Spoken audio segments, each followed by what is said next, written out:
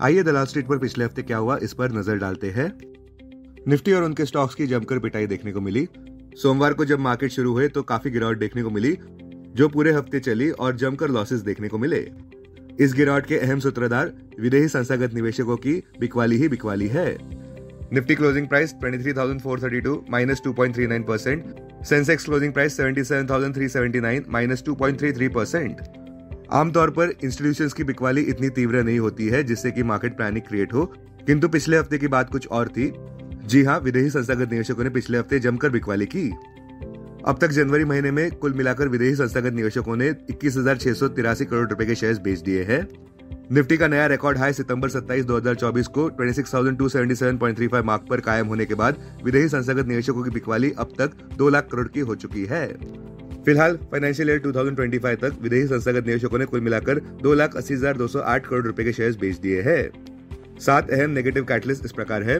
पहला, Indian rupee record लो पर देखने को मिल रहा है डॉलर की तुलना में 86.10 मार्क पर। कमजोर Indian rupee Indian stock markets को भी कमजोर बनाता है फॉरेन इन्वेस्टर्स के लिए और इन्फ्लेशन का फियर भी बढ़ाता है। दूसरा, वॉल स्ट्रीट ने भी न्यू ईयर 2025 की शुरुआत एक हैंगओवर के साथ शुरू की जहां पे 10 ईयर यूएस ट्रेजरी यील्ड्स 4.79% पर देखने को मिले जो कि पिछले 14 महीनों का सर्वोच्च स्तर है। तीसरा, यूएस जॉब ग्रोथ भी मजबूत नजर आई। दिसंबर महीने में hotter then expected jobs report देखने को मिली जहां पे अनएक्सपेक्टेडली यूएस इकोनॉमी में 2,56,000 नए जॉब्स क्रिएट हुए हैं जो फोरकास्ट के तुलना में काफी ज्यादा आए जहां पे केवल 1,60,000 जॉब्स की फोरकास्ट थी। अनएम्प्लॉयमेंट रेट भी 4.2% से नीचे गिरकर 4.1% पर देखने को मिला। चौथा, फेडरल रिजर्व के रेट पाथ को लेकर अनसर्टेनिटी। पांचवा, निवेशक ये मानकर चल रहे हैं कि प्रेसिडेंट डोनाल्ड ट्रंप की पॉलिसीज इन्फ्लेशनरी हो सकती है। छठा, नए इमिग्रेशन और टैक्सेशन जो डोनाल्ड ट्रंप ने प्लान किए हैं।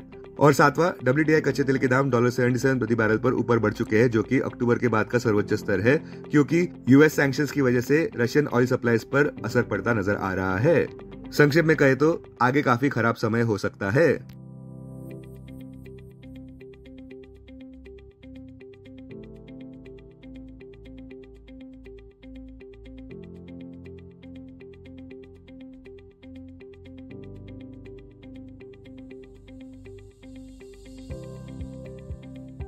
अब पिछले हफ्ते के इंडाइसेस के परफॉर्मेंस पर ध्यान देते हैं।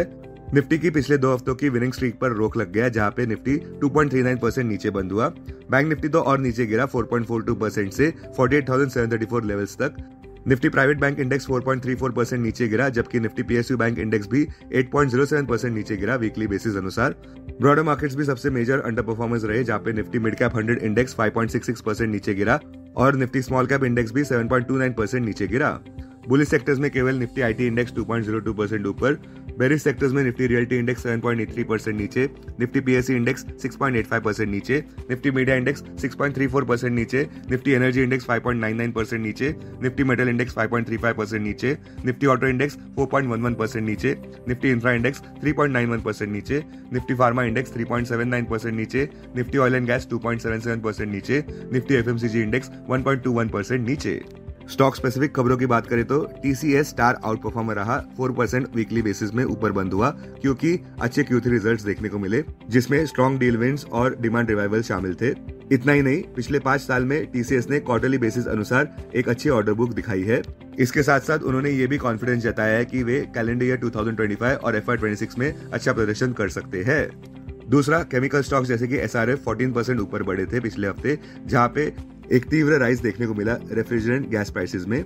नवीन फ्लोराइन भी 8% ऊपर बढ़ा जहां पे रिपोर्ट्स देखने को मिले कि अहम गैसेस जैसे कि R32 और R125 में सप्लाई कंस्ट्रेंट्स देखने को मिल रहे हैं जो चैलेंजेस क्रिएट कर रहे हैं HVAC इंडस्ट्री में। दूसरी ओर यूनाइटेड ब्रूवरीज नीचे गिरा क्योंकि फर्म ने बियर सप्लाई सस्पेंड कर दिया तेलंगाना बेवरेजेस कॉर्प को। उसके बाद बायोकॉन सुर्खियां बटोरता नजर आया जहां पे रिपोर्ट्स अनुसार उनको अप्रूवल मिला है जापान के pharmaceuticals and medical devices agency PMDA से। उनको ग्रीन सिग्नल मिला है उस्तेकिनुमाब BS जो कि एक सबकैटेनस बायोसिमिलर इंजेक्शन है स्टेलारा का और ये एक बड़ा ब्रेक थ्रू साबित हो रहा है बायोकॉन कंपनी के लिए। जाइडस लाइफ साइंस भी 2.93% ऊपर बढ़ा जहां पे रिपोर्ट्स अनुसार उन्होंने एक एग्रीमेंट किया है यूएस बेस्ड CVS केयरमार्क से। CVS केयरमार्क सबसे बड़ी patient centric health care solution provider है यूएसए में। आगे Berger paints Akzo Nobel India के प्रमोटर स्टेक खरीदने की सोच रहा है। दूसरी ओर आईटी सेक्टर में डिक्सन के स्टॉक प्राइसेस 9% नीचे गिरे, जहां पे रिपोर्ट्स अनुसार कंपटीशन बढ़ता नजर आ रहा है ईएमएस स्पेस में, जहां कंपटीशन कमीशन ऑफ इंडिया ने यानी कि सीसीआई ने टाटा इलेक्ट्रॉनिक्स प्राइवेट लिमिटेड को अप्रूवल दिया है, जो कि एक होली ओन सब्सिडरी है टाटा सन्स की, Pegatron technology India private limited में स्टेक खरीदने के लिए। बैंक निफ्टी पिछले हफ्ते 4.42% नीचे गिरा, जहां पे एचडीएफसी बैंक और यूनियन बैंक ऑफ इंडिया से खराब अपडेट्स देखने को मिले। एचडीएफसी बैंक 5.29% नीचे गिरा, जहां पे उनका एलडीआर यानी कि लोन टू डिपॉजिट रेशियो 100% के नीचे देखने को मिला पहली बार एचडीएफसी मर्जर के बाद। पीएसयू बैंक्स में यूनियन बैंक ऑफ इंडिया 16% नीचे गिरा, कमजोर Q3 अपडेट की वजह से। साथ साथ पंजाब नेशनल बैंक भी 7.3% नीचे गिरा, एसबीआई भी 6.32% नीचे गिरा और बैंक ऑफ बड़ौदा 6.72% नीचे गिरा। वहीं दूसरी ओर नाइका 1.3% ऊपर बढ़ा, हेल्दी दिसंबर क्वार्टर अपडेट के चलते।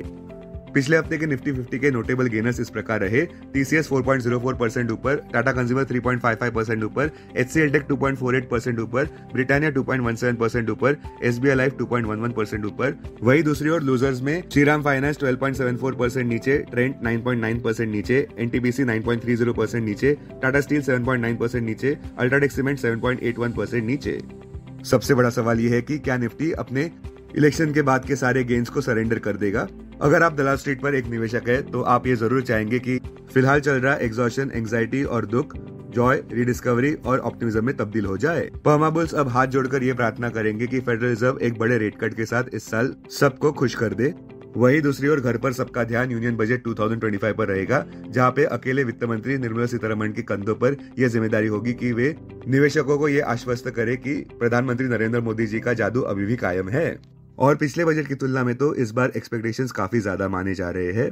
फिलहाल के लिए फेडरल रिजर्व से बड़े रेट कट्स और यूनियन बजट से बड़े एक्सपेक्टेशंस ज्यादा न करे तो बेहतर है। टेक्निकली भी देखें तो निफ्टी अपने 200 डीएमए और 200 ईएमए के नीचे ही व्यापार करता नजर आ रहा है। 23,263 मार्क अब निफ्टी के लिए अहम सपोर्ट है, जो कि नवंबर 14 का लो है। उसके नीचे हमें लगता है कि निफ्टी कुछ महीनों के दृष्टिकोण से 21,281 मार्क तक भी नीचे आ सकता है, जो कि जून 4 को हुए इलेक्शन डे का लो है। बॉटम लाइन, निवेशकों को यह ध्यान रखना जरूरी है कि स्टॉक मार्केट्स एक स्प्रिंट नहीं है, बल्कि कई बार एक मैराथन भी हो सकते हैं। Investments in security markets are subject to market risk. Read all the related documents carefully before investing. This content is purely for information and educational purpose only and in no way to be considered as an advice or recommendation.